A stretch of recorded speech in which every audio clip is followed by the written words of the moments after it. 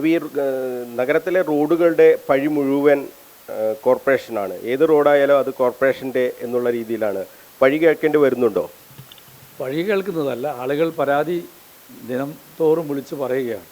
പ്രത്യേകിച്ച് നല്ല കനത്ത മഴയും ഈ കനത്ത മഴയിൽ നമ്മുടെ റോഡുകളിൽ വലിയ തോതിൽ മാറ്റം ഉണ്ടായിട്ടുണ്ട്. പല സ്ഥലത്തും പൊട്ടിപ്പൊളിയുന്ന സാഹചര്യം ഉണ്ടായിട്ടുണ്ട്. അടുത്ത കാലത്ത് ചെയ്ത റോഡുകൾ തന്നെ പൊട്ടിപ്പൊളിഞ്ഞിട്ടുണ്ട്. പക്ഷേ ഞാൻ പ്രതിനിധാനം ചെയ്യുന്ന കണ്ണൂർ നഗരത്തിലെ ഈ ഭാഗത്ത് പ്രത്യേകിച്ചും അത് കോർപ്പറേഷൻ്റെ റോഡല്ല. പലരും അത് അറിയില്ല.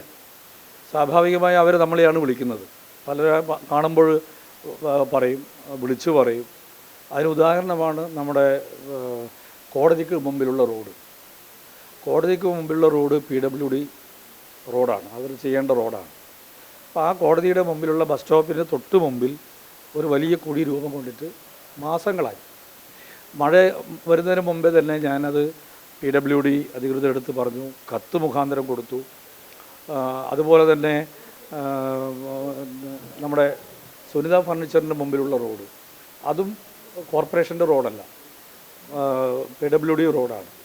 ആ പിന്നെ സുനിത ഫർണിച്ചറിൻ്റെ മുമ്പിലുള്ള റോഡിൽ തന്നെ ഇപ്പോൾ 3 വലിയ കുഴികളാണ് രൂപം കൊണ്ടിട്ടുള്ളത്. പല സ്ഥലങ്ങളിലും വരുന്ന വാർത്ത കാണുമ്പോഴും കേൾക്കുമ്പോഴും എൻ്റെ വാർഡിൽ അങ്ങനെ സംഭവിക്കില്ലേ എന്ന് ഞാൻ മനസ്സുരുക്കി പ്രാർത്ഥിക്കാറുണ്ട്. കാരണം ചെറിയ കുഴികളിൽ പോലും വീണാണ് ആളുകൾക്ക് അപകടം പറ്റുന്നത്. അപകടം പറ്റാതിരിക്കാൻ വേണ്ടിയുള്ള ഒരു പ്രാർത്ഥനയിലും പ്രവർത്തനത്തിലുമാണ് ഞാനുള്ളത്. ഈ 2 റോഡിലും രൂപം കൊണ്ട കുഴികൾ അടക്കണമെന്നും മഴ തുടങ്ങുന്നതിന് മുമ്പേയും പറഞ്ഞു.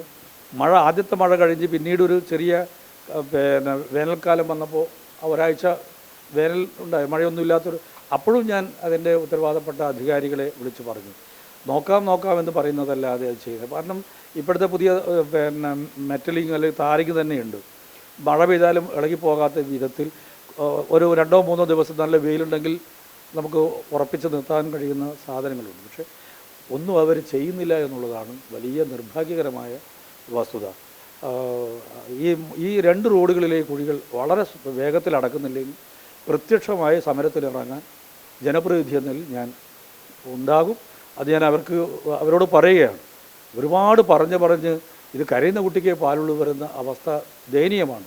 ആകെ നഗരത്തിൽ കുറച്ച് നല്ല റോഡുകളേ ഉള്ളൂ. ആ റോഡുകൾ പൊട്ടിപ്പൊളിഞ്ഞാൽ അത് കൃത്യതയോടെ പരിപാലിക്കാനും അത് ഒന്ന് പാച്ച് വർക്ക് ചെയ്യാനും ഇത്രയും പ്രധാനപ്പെട്ട ഒരു വകുപ്പിന് കഴിയുന്നില്ലെങ്കിൽ അവരെന്താണ് ചെയ്യുന്നതെന്നാണ് ഞാൻ ചോദിക്കാൻ ആഗ്രഹിക്കുന്നത്.